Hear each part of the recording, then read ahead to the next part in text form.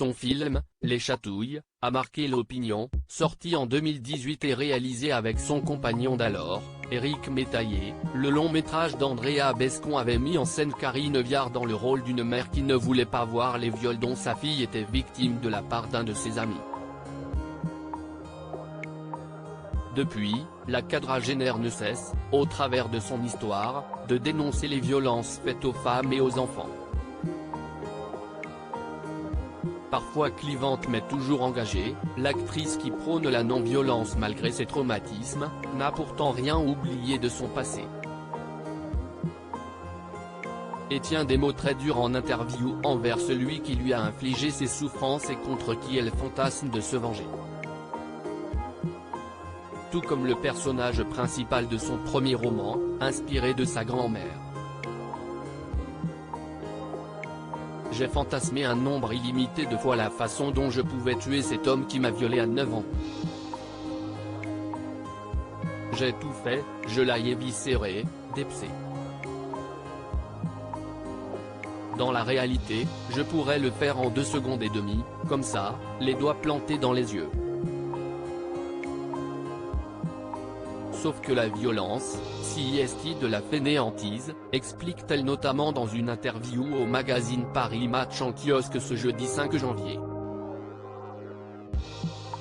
Et Andrea Bescon refuse d'y céder, l'actrice se bat, jour après jour, pour se relever dans la paix. Je suis allée voir des psys, je fais du yoga, du sport.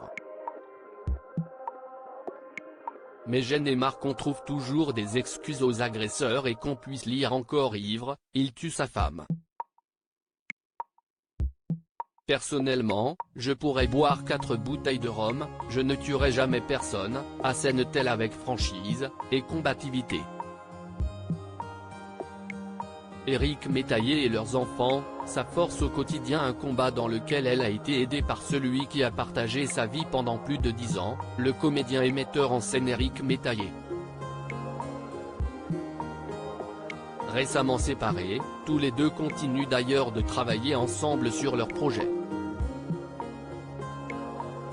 Et pas question pour eux de cacher cette réalité difficile à leurs 2 enfants, Anton et Juno. Je ne leur ai jamais caché, révèle la comédienne. Je leur ai parlé des viols que j'ai subis.